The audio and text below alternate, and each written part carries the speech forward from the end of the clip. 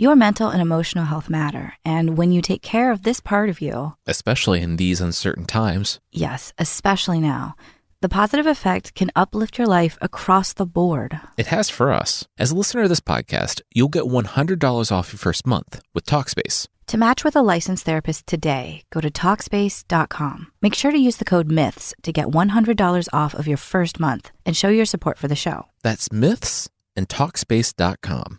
Today's show is sponsored by Acorn TV.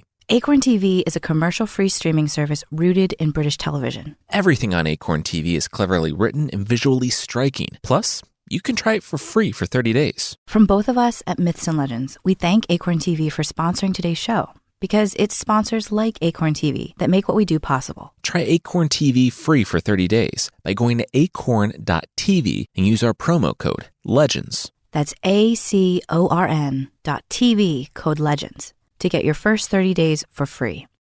Quick disclaimer this week. There's a bit more graphic violence than usual and a mention of sexual assault. Please check out the post on mythpodcast.com for more information. This week on Myths and Legends, we're back in the story of the Odyssey, complete with mosquito mattresses, naked volleyball, and a godly staff meeting. The creatures this week are little hairy guys who just want to have a beer with you.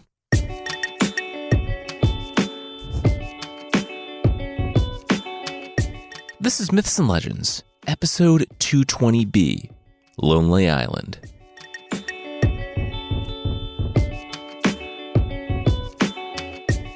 This is a podcast where we tell stories from mythology and folklore. Some are incredibly popular stories you might think you know, but with surprising origins. Others are stories that might be new to you, but are definitely worth a listen. Previously on the podcast, 18-ish-year-old Telemachus, son of Odysseus, was having a hard time because a bunch of guys wanted to marry his mom. And they were camped out in his front yard, drinking his wine and eating his sheep. And they would stay there until that happened. He snuck out, with the help of Athena in the form of the elderly mentor, and sailed for Pylos, the home of Nestor, one of his dad's war buddies, to see what he could find out about Odysseus' fate. A few months earlier, Orestes, the son of Agamemnon, entered the palace of his mom, who had murdered his dad, with the intent of killing both her and Aegisthus, her lover, knowing that the consequences of doing so might be worse than the guilt of letting it go.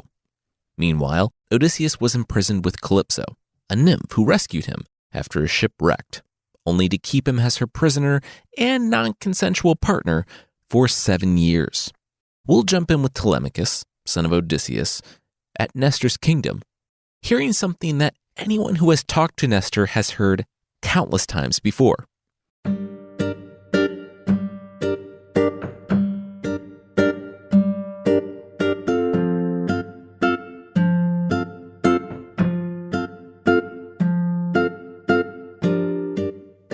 I used to be an Argonaut, you know, Nestor told Telemachus, son of Odysseus. Telemachus took another sip of his drink. Oh, really? Telemachus hadn't heard that. In the last hour, he mumbled under his breath. What was that? King Nestor asked. Must have been an honor. The king grinned. Yeah, for them. But he said he didn't know what happened to Telemachus' dad. And Nestor had left early with Menelaus. Also, Nestor didn't loot Troy. The whole raising the city and taking slaves thing, not a good look for the Greeks, and something he didn't really want to be a part of. But you still helped them, like, take the city, right? Telemachus asked. Kind of seemed like the time to be such a conscientious objector was, any time before you helped crack the city like an egg and enable one of the greatest atrocities of the ancient world. Nestor laughed. Greatest atrocities of the ancient world. That is a long list. Doubt we even cracked the top 10. But I wouldn't know, because like I said, didn't do any looting or take any slaves. And I was actually the only hero there who had a fast and safe return. Telemachus hung his head. Nestor grimaced. Oh, hey, sorry, kid. He's probably fine, though, right? Still, if he's not, Telemachus needed to do something about those suitors. He should follow the example of Orestes after the death of Agamemnon. Orestes? Telemachus asked.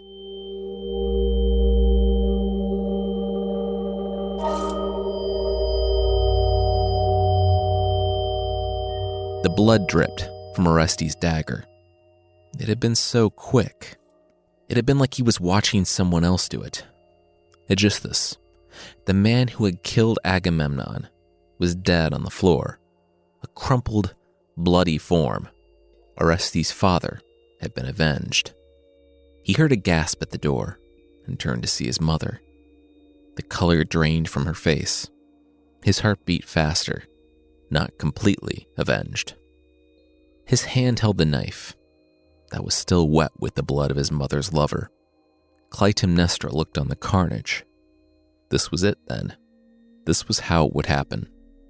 Orestes strode over to his mother and grabbed her arm, dragging her to the body, forcing her to look. Was this the man? This was the man who stood taller than his father. What was he now? Aegisthus was a snake. Agamemnon was a great man who had suffered for her, went to war for her, and he came home to this treachery. Clytemnestra was calm. She shook herself loose from Orestes' grip. Orestes didn't know what he was talking about. There had been two. Orestes had two siblings, a sister and a half-brother that were no longer in this world because of Agamemnon. When he took Clytemnestra as a captive, as chattel, he couldn't have loose ends. So he murdered Clytemnestra's infant son, tearing him from her chest. Then, when the winds wouldn't pick up at Aulis for his war that he had to go on when Orestes was only a baby, Agamemnon lured his own daughter there, promising her in marriage, and then sacrificed her like an animal. Then he left. He left Clytemnestra for 10 years without a word. They didn't know if he was dead or alive, not until the beacons roared to life. And he arrived. And when he arrived with a woman, a girl, a daughter of Priam who would replace her after everything. What did Orestes expect her to do? What would have happened to Orestes if Cassandra, the enslaved daughter of Priam, had a boy? So he, the boy with a knife to his mother's throat after tricking his way into the palace, could spare her all the honor talk. What, fate demanded this? The gods? The gods were fickle. It was warm when you were in the sunlight of their favor, but that just made the shade all the colder. If he shed his mother's blood on this day, if he murdered her, and that's what it was, the hounds of a mother's curse would hunt him down. Orestes hesitated for a moment at his mother's words, then steeled himself. You killed and it was a tragedy. Suffer tragedy now, Orestes uttered with the flash of his knife, and he let the body fall onto that of her lover. People rushed in, and Orestes gestured to the two. The two who had killed his father were now dead. Justice had been done. The people neither cheered nor cursed.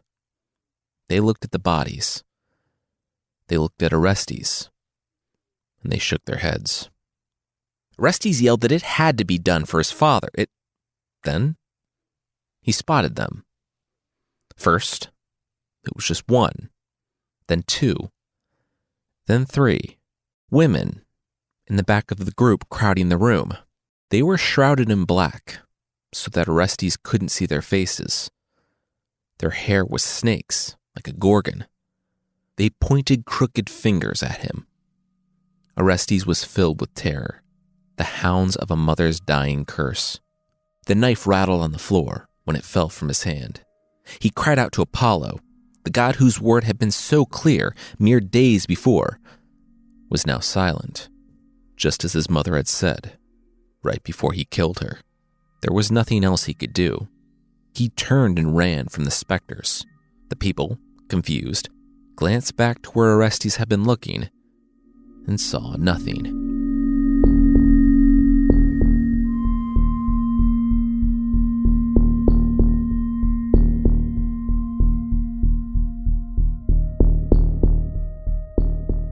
Is that what I'm supposed to imitate? Telemachus asked. Nestor nodded. Yep, family honor above all else, no matter what. But he killed his mom. I like my mom. You're being too literal. Nestor replied. He listened to the gods and defended his father's name. But the gods sent harpy gorgons after him. It seems pretty contradictory, Telemachus said. Sitting back more confused than ever, Nestor shrugged. Like most of his advice, it was hit or miss. Heavy on the miss. He didn't know. He was tired. And he should be getting to bed. He was sorry, again, that he didn't have any news regarding Telemachus' dad. But you know who might know? Menelaus. The guy just got back a few months ago. He had been waylaid in Africa for most of a decade, but he had seen more of the world in the past 10 years than Nestor had. Though, really, Nestor had seen more over the course of his long and storied life. Speaking of stories, Mentor, Telemachus' companion and, well, mentor, cleared his throat. He said that he should be getting back to the ships, and Telemachus should be as well. But Nestor waved his hands in front of his face. Was the old man kidding? No. Telemachus was a guest in his house. He wouldn't sleep on the ships. Furthermore, he could have a chariot to take out tomorrow, to go east, to Sparta. It was like 50 miles away. They could make it in no time. Nestor's own son would accompany him. The men on the ship could stay here and relax. Mentor nodded. Very good. The old man smiled and turned to Telemachus. The boy had his path now. Follow it, and it would lead to his father's return. Telemachus was confused. Okay. How much did Mentor have to drink tonight? Then there was a flash, and a cloak fell to the stone floor. When Telemachus, Nestor, and the others in the hall took their hands from their eyes, a massive eagle was in the place of Mentor. It flapped from the window and flew off into the night. Nestor was awestruck. Athena, in his palace. He had entertained one of the Olympians without even realizing it. Telemachus was truly blessed. Too bad for Athena, though. She flew out before she could hear another one of his stories. Bummer. At least Telemachus was still here. All that talk of harpies reminded him of the time he was sailing on the Argo. It was right after Hercules left them, and they were surrounded by harpies, but real harpies. Not these knockoffs from the ring that Aeschylus conjured from nowhere, but real angry bird women. Telemachus waved his empty goblet to someone, anyone who might be able to help him out. He was gonna need more wine.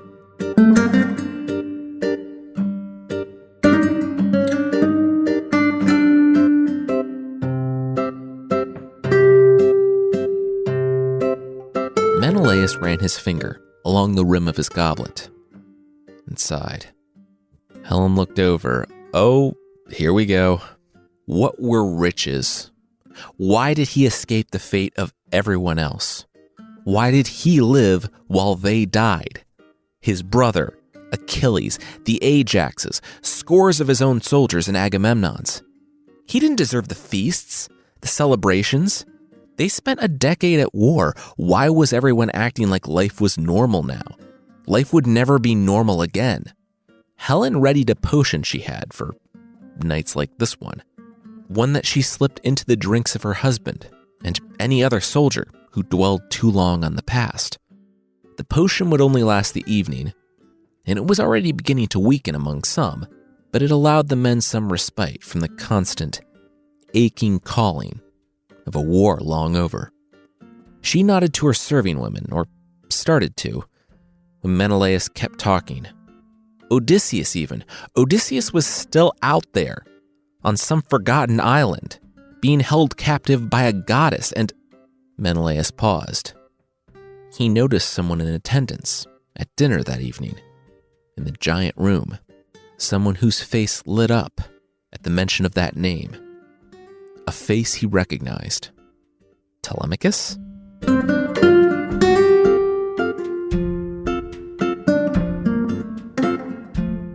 For the rest of the evening, Telemachus sat and listened to stories of his father, of the war, of a man who saw an opportunity to turn every situation to his advantage, of a man who never gave up.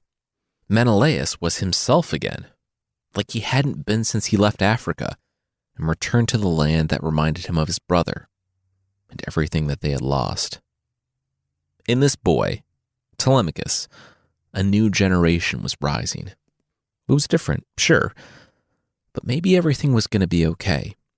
Finally, Menelaus got around to his time in Africa, to the axe he hefted, threatening the old man of the sea, Proteus, who had turned into a tree to try and invade the Spartan king.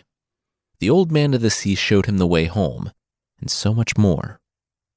He showed Menelaus what had happened, his brother standing before a hearth, Aegisthus sneaking up behind him with a knife, while Cassandra screamed her prophecies outside, and died with him. He showed a young man plotting in exile. Proteus showed him what was Odysseus, weeping on the beach, trying and failing to escape his captor, the beautiful Calypso, doting and cruel, the Ithacan king dreaming every night of Penelope, and his heart breaking at the thought of the multitude of days, years, that now separated him from the baby boy he had left at home. Proteus showed Menelaus what would be, of how, of all the men alive today, Menelaus' time would never come. As the man who had won Helen twice, Menelaus would never die. He would enter Elysium, paradise, a soft land of happiness, where there was never snow, where the western wind cooled warm fields, and the heroes that the gods had chosen could live forever in peace and happiness. Menelaus smiled. Telemachus was welcome to stay with him for the time being, but the young man shook his head. No, thank you. After hearing about his father and knowing that the man was alive, he believed that Odysseus was coming home. And Telemachus had some cleaning to do.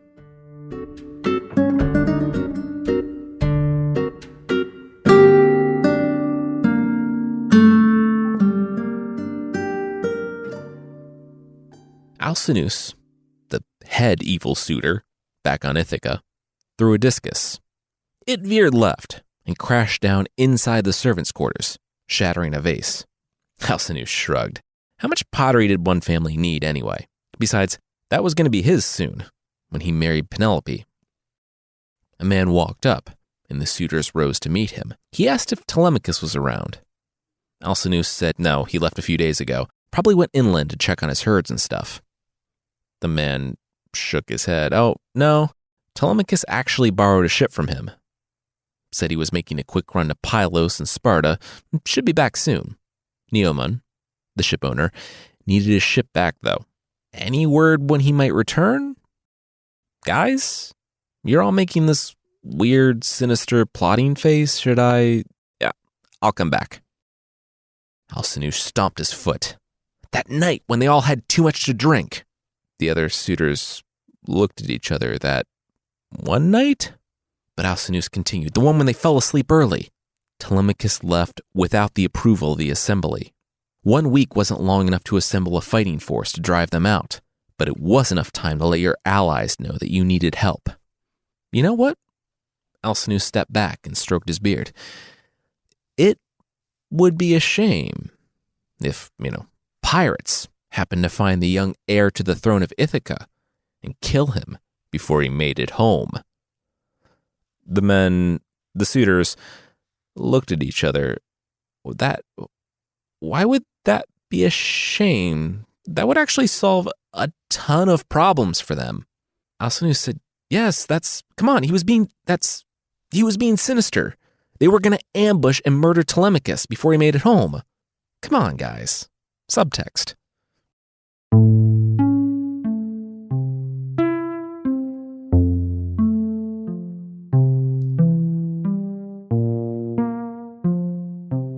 We'll actually see Odysseus for the first time in these episodes, but that will be right after this.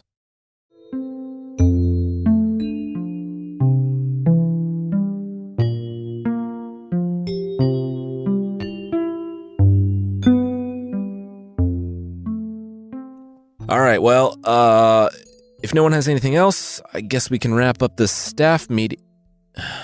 Zeus started, and then pinched the bridge of his nose. Athena, no, come on, we're not doing this again. Athena said that Odysseus had been on Calypso's island for 7 years. His house was overrun with drunk guys. It was time to bring him home. Zeus threw his head back. Look, he liked Odysseus. At least, he didn't have anything petty against the guy that would lead him to horribly and irrevocably curse his life, which was saying something. But she brought this up every month. And every month it got vetoed by... Then Zeus looked to Poseidon's chair, which was empty. He was, in fact, burning some vacation days out east. Zeus sat up. Oh, shoot.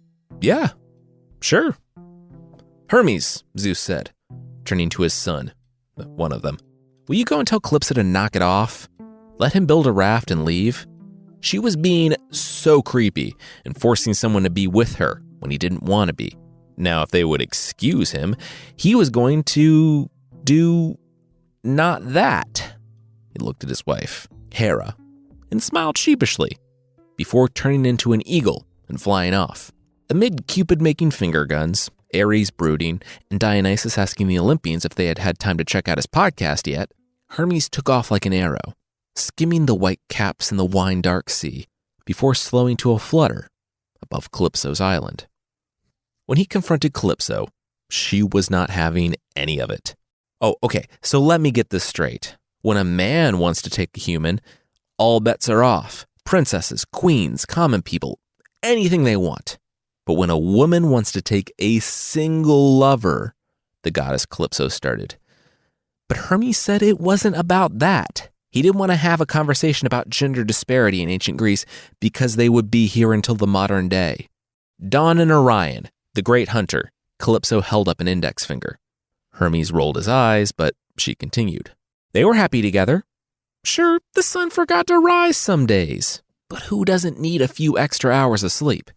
And what did the gods do to fix that? Have a conversation about responsibility and boundaries? Nope, they sent Artemis the hunter after him, and she shot him. He got to be a constellation, which is actually kind of worse, because you know who never gets to see the constellations? Dawn. Hermes tried to open his mouth, but she kept going. Oh, how about Demeter? She lost her daughter for half of a year because Hades abducted her, so she takes solace with Iasion, a young Cretan man. What happened to him? Zeus killed him with a thunderbolt. Sure, there's a version where it was assault, and yet another where Demeter was creeped out that the young man aged, which is problematic in its own right, but the trend remains. And now this. Look, she saved Odysseus. The Olympians didn't even want him. Poseidon has it out for him, and Zeus thunderbolted his ship in broad daylight. They're like getting mad at her for dumpster diving here. If it wasn't trash, why throw it out? Hermes grimaced. That was still a human being? He said that her comparisons were a little off because all those relationships, they were consensual between goddesses and humans. Odysseus was her prisoner. So what she was saying was that because the male gods raped people, it was okay for her to do the same? She's kind of undermining her own argument here. Calypso sighed. Fine, but she wasn't sending him away. If he wanted to leave, he could make his own ship. Hermes was glad she came around. So, where was he? Calypso smiled. He was in his man cave. It was a cave that he escaped to after she tried to force feed him nectar of ambrosia so he would be alive forever.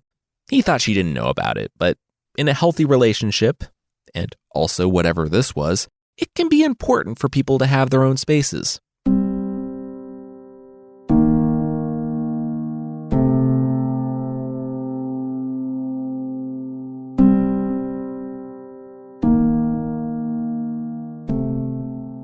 Odysseus shuddered when he heard the footsteps. Tears ran down his beard.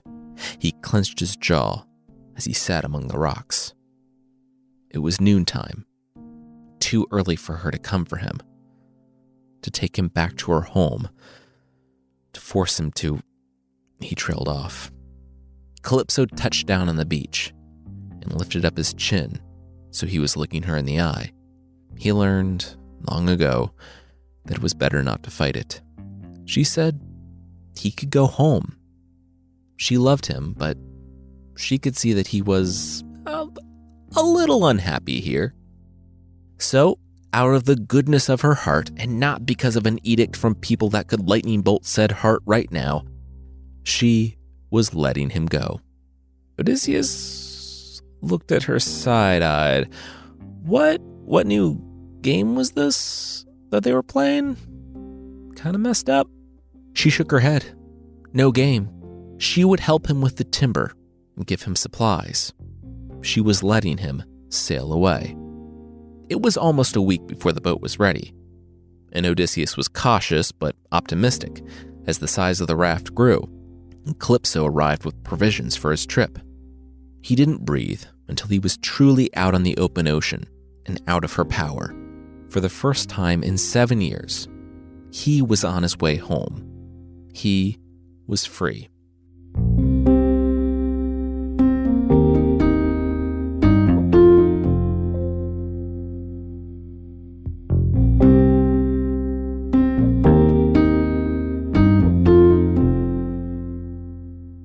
Poseidon unlocked his door and threw his keys down. He looked at his mail. He looked at the suitcases full of laundry he had to do. The answering machine next to his trimline phone blinked with countless voicemails, because this was the 13th century BC, when people still had landlines. He sighed. The worst part about vacation was having to come home. He looked out his window to the oceans of the world and saw Odysseus sitting back on a raft, the wind pulling him from exile. What was all this? Poseidon barked. He took PTO for once, and the one project he had going on was just ended? This guy blinded his boy, his sweet, beautiful boy that he had fathered and never met. This sort of aggression must not stand. He booted up his trident, pointed it at the sea, and summoned a hurricane.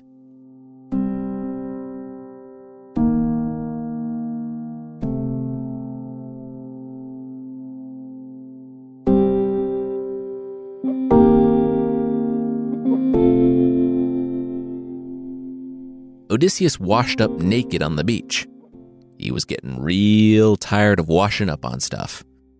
He had been swimming for the past 2 days straight before being flayed on the sharp rocks of the first island he had passed. All in all, though, better than another night on Calypso's island.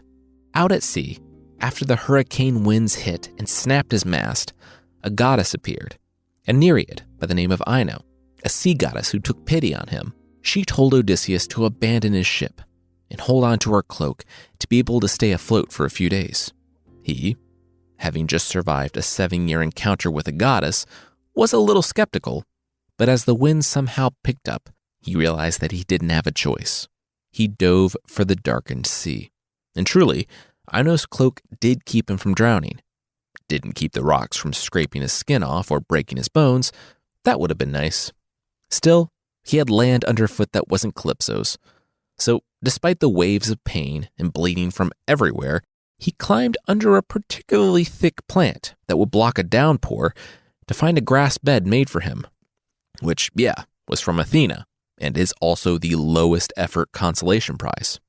All your friends are dead, your ships are wrecked, you spent almost a decade as a slave to a goddess, had your skin flayed off and your bones broken, but here's a grass bed that's so shady that it's absolutely full of mosquitoes. Night. Speeding from this place, Athena had to make sure that, now that he was free of Calypso, Odysseus had a path home. That path home obviously included beautiful girls playing ball naked in a river. Nausicaa, princess of the Phaeacians, had a visitor in the night, someone who told her that the time was nigh to find a husband, and to do that, she needed to do all of her dirty laundry. Both of these obviously added up to a naked volleyball game. While their clothes were drying, they brought out the ball to throw around, a ball that happened to bounce into a particularly dense thicket. They heard an ow and a grunting. Odysseus rose, holding their ball, sleep still in his eyes. Did someone lose this? The women screamed and bolted. Odysseus grimaced. What was their deal? He looked down to his scraped and naked man body. Oh, yeah. When the chaos and the splashing subsided, only one remained, one who had been emboldened by Athena. Nausicaa, the princess of the Phaeacians. Odysseus, happy to see anyone, debated internally whether or not to rush at this naked girl and grab her knees, begging her for aid in a passage home, or to use his words from a distance. Thankfully, the wily Odysseus was wily and didn't rush naked over to the woman and grab her, instead letting his, quote, soft words fall. Maybe pioneering the "did it hurt when you fell from heaven" pickup line, he led by asking her if she was divine. I mean, he kind of gets a pass because 100% of the women he met in the last decade were. Still, he talked about how hushed he was by her beauty, which had no equal, he said, probably looking over his shoulder a half dozen times for an angry goddess, because comments like that were what started the war he was having such a hard time getting home from. She looked on this strange naked man who had interrupted their equally naked ball game and sighed. He was obviously no threat. She didn't see any evil in him, and she was seeing pretty much all of him. His bad luck didn't mean anything. Really great and awesome and not at all frustrating Zeus, she said, doled out fortune on good and bad men as it pleased him. What a sane, fun world we live in with that guy in charge. She said she would help him after they both got dressed. After Odysseus bathed and found a tunic, he emerged to Nausicaa, herding her ladies-in-waiting back together. She told them that she had absolutely no reason to believe so, but this guy was a good guy. She turned back to Odysseus. He could come into the city, but he couldn't arrive with her. There would be talk if she walked in next to a handsome stranger. They would leave, but he should wait an hour and follow them. When he entered the city, he was to ask for her mother, the queen. She was the far wiser of the two rulers. And she was. Odysseus arrived in the city, shrouded from its inhabitants, protected by Athena. If this sounds reminiscent of when Aeneas arrived in Carthage, well, that's because the Aeneid was referencing this exact scene, minus the queen falling for Odysseus. For the first time since Circe, Odysseus was able to breathe. He didn't tell the people of his problems, but of the last 7 years of his imprisonment with Calypso. And that was enough to earn Odysseus the Princess Nausicaa's hand in marriage over late-night cups of wine with the king. Odysseus was polite, not wanting to offend his hosts, but he only had one goal in mind: Ithaca. I'm not sure if Odysseus knew this, but Corfu, where some think the Phoenicians could have been, is only like 50-ish miles north up the coast of Greece from Ithaca. He was just about the closest he had ever been. If he could help it, he would keep his identity secret and make it home. But then he was invited to a fancy dinner. The band there, with their lutes and flutes and drums, took a request. Stuff about Troy. The lead singer nodded his head. It was only a matter of time until someone requested that one. It was only the #1 hit song for 7 years running. He cleared his throat. Okay, here's Stuff About Troy. As the singer sang Stuff About Troy, and the people lit their torches and waved them back and forth, way more commitment than a lighter or a phone, the ballad started to wind down, and in the quiet parts, they heard the sobbing. The band stopped playing. The party stopped dead. All eyes were on Odysseus. His face in his hands, tears poured on the table. He didn't even care. He was so caught up in his memories of Agamemnon and Menelaus, Achilles, Diomedes, his countless dead friends, the years at sea, Penelope and Telemachus.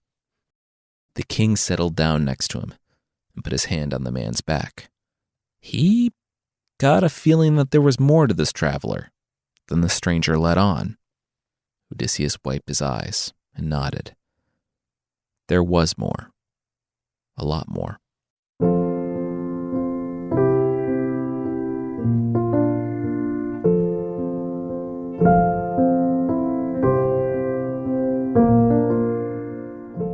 Odysseus told the story of his journey.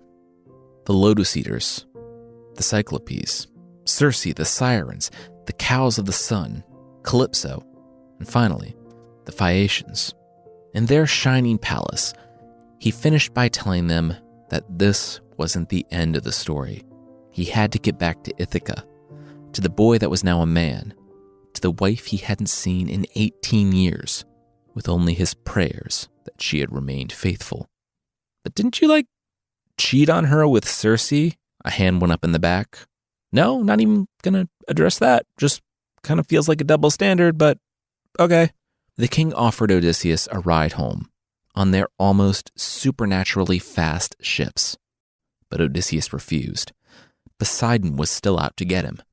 If they helped Odysseus, they ran the risk of sharing that ire. The king laughed. They had been faithful servants of Poseidon since the city's founding. They relied on the god for their safety and livelihood. He wouldn't turn on them and destroy them for one act of hospitality to a fellow king. The gods were just. Well, he would, and they weren't. When Poseidon discovered their kindness, he vowed to cut off the Phaeacians from their port with a mountain and to never show favor to them again. Petty doesn't even begin to describe it. But silver lining for Odysseus was that, under the shadow of night, he flew along the waves. The ride was so peaceful and smooth that he fell asleep. When he awoke, they were no longer moving. Mountains blotted out the stars as hearth fires dotted the cliffs off in the distance. Odysseus trembled as his foot touched land. Touched Ithaca. After 18 years, after leaving with Menelaus and Palamedes, after the deaths of thousands, the fall of a city, the sinking of his ships, the deaths of his friends, he had arrived. Odysseus was home.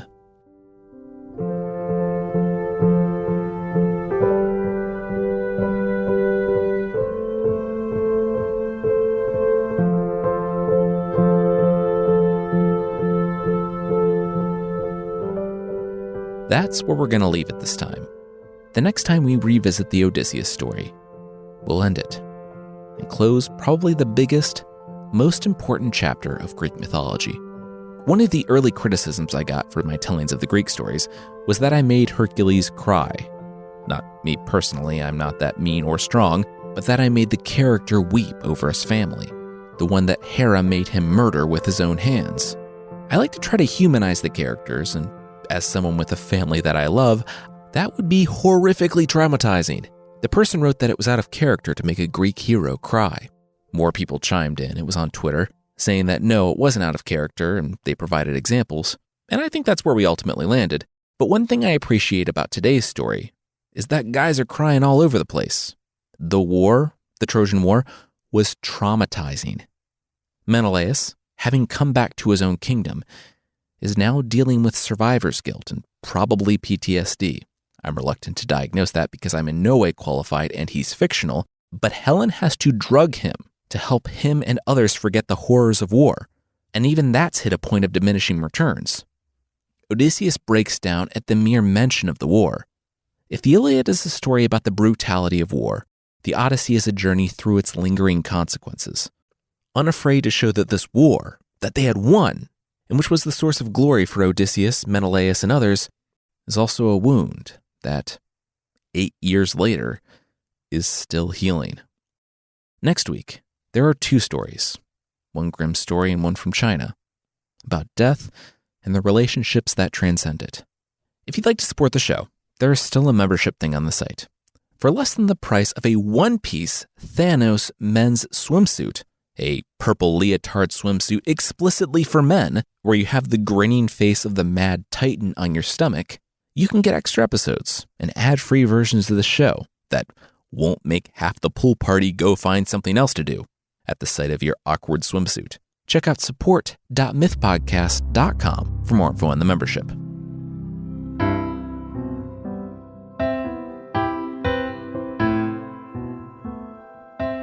The creature this week is the Agogwe from the eastern coast of Africa. If you've ever seen the Agogwe, congrats. That's a once-in-a-lifetime experience. Also, say goodbye to your reputation as a 19th century British monster hunter and colonial administrator. Though that sort of thing hasn't really aged well anyway. It's been seen and documented 3 times, from those outside of the region, and it's reportedly a 2 to 4 foot tall, woolly, naked humanoid. If your garden is getting out of hand, all you need to do is leave some food and beer out. Pretty good shot that all you'll have show up is raccoons, but it's also possible that the Agogwe will show up and do some weeding and pruning. Keep that beer and food flowing, and you might end up with a bit more than just plump tomatoes. If it trusts you, it will get some meat, porridge, and milk from a stone that it carries around. I don't get it, and I don't know how stone porridge tastes, but that's just versatile. They leave it for their favorite person, so if you find porridge or meat outside, you can smile with the knowledge that you have a friend somewhere. In what takes kind of a dark turn, apparently, if a child went missing and blood is discovered at the scene, it's said that the Agogwe has taken it. So yeah, part-time gardener, great lunch packer, and oh yeah, occasional kidnapper.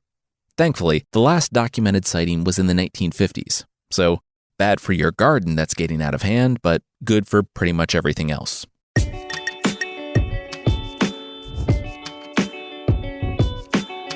That's it for this week. Myths and Legends is by Jason and Carissa Weiser. Our theme song is by the band Broke for Free, and the Creature of the Week music is by Steve Combs. There are links to even more music in the show notes. Thanks again to Acorn TV for sponsoring the show. Acorn TV is a commercial-free streaming service rooted in British television. Find cleverly written and visually striking shows you haven't seen before. It's thousands of hours of refreshing content at a fraction of the cost of most streaming services. From both of us at Myths and Legends, we thank Acorn TV for sponsoring today's show because it's sponsors like Acorn TV that make what we do possible. Try Acorn TV free for 30 days by going to acorn.tv and use our promo code LEGENDS. That's ACORN.TV, code LEGENDS, to get your first 30 days for free. All right. Thank you so much for listening, and we'll see you next time.